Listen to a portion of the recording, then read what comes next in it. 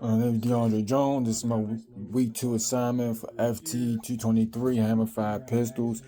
Um, I'm remodeling my office right now, so I haven't been able to get access to all of my tools to do a full disassembly. But I've gotten out some of the key components. I'll be going over them in the exploded view.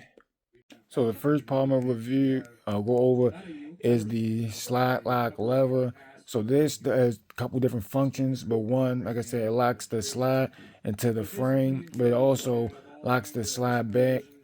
Um, so it has a couple different functions. Now, if this part breaks, or essentially you have trouble getting the firearm function, and of course it won't. None of the cycles operations will function properly. Now, the other one we have is the sear engagement with the ejector, as well as the sear spring.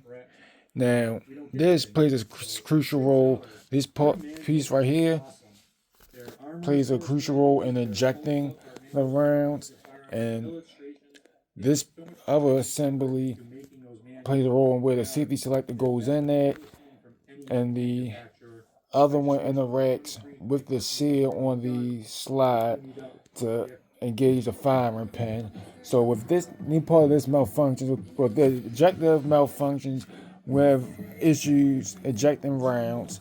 Now, if we have an issue with our spring and our seal engagement, we have issues the pistol firing properly, and we have issue with the same spray. We can also have issues with safety selector, which can cause a problem with unlocking and locking the slide and cocking the firearm properly.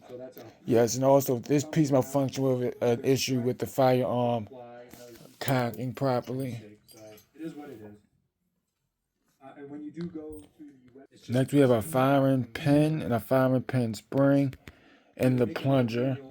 So this essentially, any one of these three pieces malfunctions, we're gonna have an issue with the firearm firing properly. You'll still be able to cycle the other operations of a firearm, but it won't fire at all.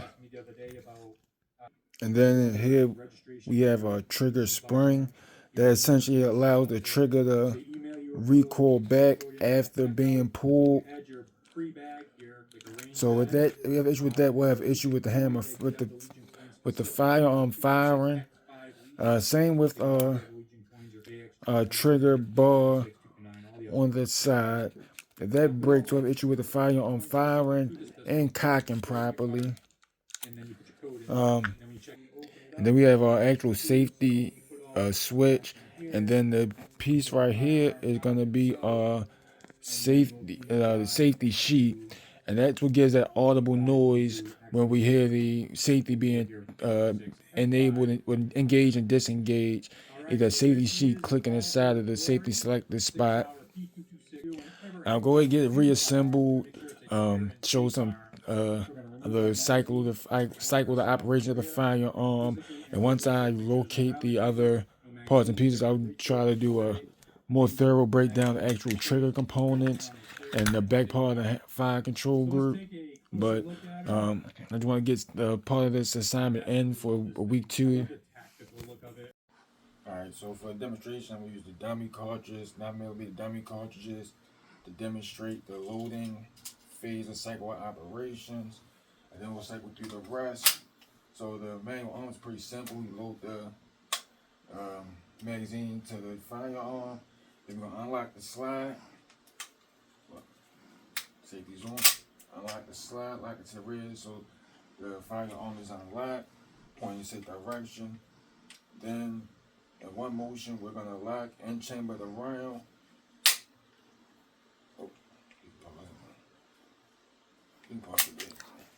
Alright, then we unlock or we lock the slide, chamber the round, the dummy cartridge, and then we'll check it on. Okay. And then fire, and then the slide will recycle back. Eject the casing. Next round will load. Of course, a little finicky with the dummy cartridges, but Disable operations. That's the final put back together. But once I get back into the lab, get back to the office, get the rest of the tools, I'll do a more thorough disassembly for next week's assignment.